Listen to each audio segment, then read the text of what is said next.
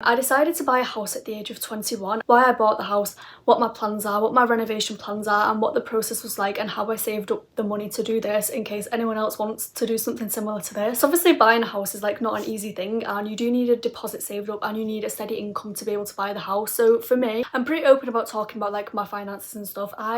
In my bank right now, okay, wait, before I started this whole process and before I paid my tax, I had £115,000 in my bank for the house that I wanted to get, and I didn't want to get like a massive, expensive, already done up house. I just wanted like a nice little cheap somewhere for my first property to be able to renovate it and then hopefully make a little bit of profit on it and essentially flip it. Yeah, like make a profit on it, and hopefully in 5 years time the house will have gone up in value and it will have been like a good investment for my money instead of just being sat in the bank. Then I realised, shit, actually I haven't paid my HMRC tax. I owed £40,000 tax.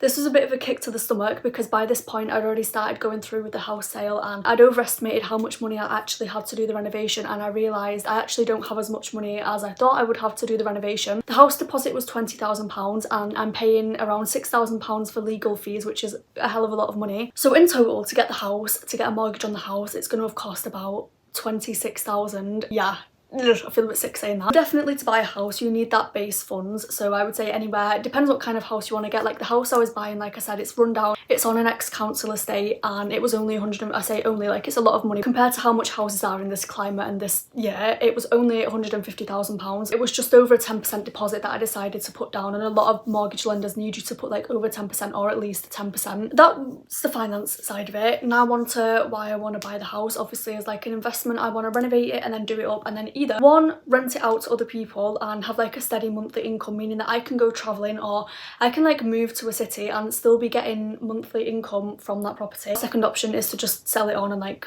take the money and make a profit, and then maybe put that profit into another property and do another renovation, and like it will just go on and I'll just keep making money from renovations. On paper, when you lay it out like that and when you say it like that, it sounds easy, but in real life I'm very well aware that it is not going to be that easy, and it's probably going to cost a lot more to renovate the house than I'm anticipating. I have got a £20,000 budget. I ideally want to spend less. Like I'm going to be doing everything myself. I'm going to be doing a lot of DIY work. I just want to do a renovation that is high quality, that is for the cheapest amount of money possible. But yeah, I've set £20,000. I don't want to use all of that. Worst case scenario, I think I'll probably end up spending about £30,000, which is like not leaving me with a lot of money left to play with. So this is like, for me anyway, a very risky decision. But the thing was, renting would actually work out to be more expensive, which made no sense. Like it didn't make sense that I was going to be spending over £1,500 just on rent alone for an apartment or a flat or like a really small house in my area to rent, and then you pay bills on top of that when the mortgage for buying a house was only £700 a month. So I feel like in the long run it definitely works out cheaper, and at least my money is going into something. Like it's not dead money. I'm very lucky in the sense that with my job in the past, like I have made quite a bit of money.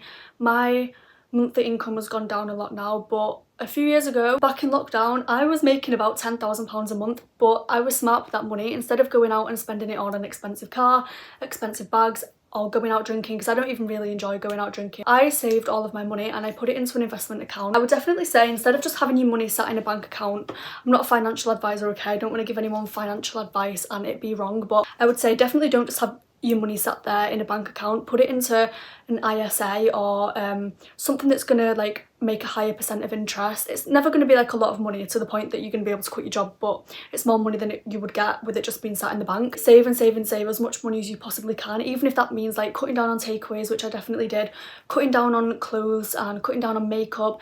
I think back in lockdown I had like a full year of no spending. I did not spend a penny unless it was like essential, like food and like clothes if I really needed clothes, but I had a full year of no spend, which was a lot easier in lockdown because you couldn't go anywhere, so it wasn't like I couldn't spend money on holidays because I literally could not go on holiday. With my job I'm very, very grateful, although over the years my income has decreased significantly, just because I think TikTok is kind of like, it's not fizzled out, but so many more people are trying to become influencers, and like there's just it's just so oversaturated that it is harder to get brand collaborations and it is harder to make videos that blow up on there. But then also I have my other business which is selling digital products, and then I have my other business which is teaching people how to sell digital products. So I've got like 3 things going on, and then I'm learning how to do forex trading. So I've got like a few things going on and a few different income streams. So I would say I'm definitely like blessed in that sense. I'm definitely blessed in the job that I'm in, and I'm also blessed that I still live at home at the minute, so I haven't had to contribute to any bills, like any rent or anything like that. My mum has been very kind to me and said that I haven't had to pay anything. So anything in my head, anything that I would have been spending on rent and bills, I've just been putting into a savings pot,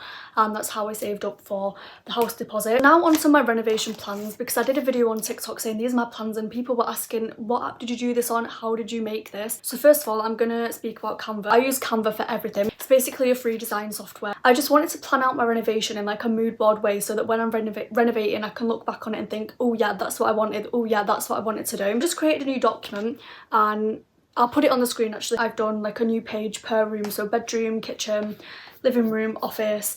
I'm still not decided what I'm going to have in my office, and I still need to finish the living room, and then also I have a pantry room that I need to finish. I am obviously very excited for this whole process, but I'm very nervous because like I said, I'm kind of running low on funds at the minute, so I'm trying to do everything that I can do to just save up money, because also doing this renovation means that I'm not going to be able to like do as much work as I would have been doing. So yeah, this could either be like the best decision or the worst decision. A few other apps that I've been using is 5D Planner, and this is where you can basically just design the house in 3D format and really like see what it will look like, putting the beds in, putting the cabinets in, doing different wall colours. First you need to know the floor plan of the house, and then you design it in like flat mode, and then you can click on the 3D button and it will take you into 3D mode. I have not finished designing everything yet. I've had like 6 months to do this and I haven't really done a lot, but so far this is what I've got. I'll show you on the screen here. I want things to be very Scandinavian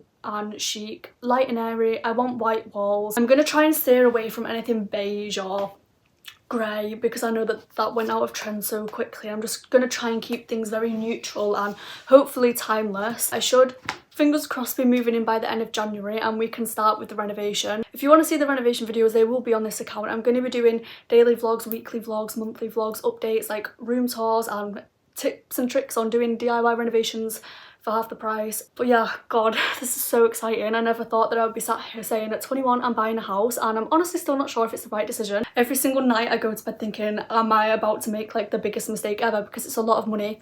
It's money that I could potentially lose because the house might not go up in value and I might spend all of this money on the renovation and the house could like literally fall down or something. Like nothing is ever guaranteed. I feel like I am just ready to move out. I've been living with my mum since I was born. I feel like it would just be a really good journey to live alone. I think either way, if I was buying a house or renting, I was deciding to move out this year. Weirdly, this has worked out to be the cheapest option because renting is so expensive, and I actually think it's sick how expensive renting is. People definitely take advantage. People definitely overcharge for rent. It is impossible, 1, to find somewhere to rent, and 2, to be able to afford to rent anywhere. We actually had a really great idea when I end up moving out to go towards the renovation costs. I'm going to have a big tub that says takeaway funds, and every time we go to order a takeaway, we're going to say, actually no, wait, we're not going to order this takeaway. We're going to put the money in this pot instead, and we're going to use that money for the renovation. So no takeaways anymore. Instead, it's all being spent on the renovation. But yeah, if you have any questions about anything, about the process, about what I'm planning to do, I don't really know, but I just thought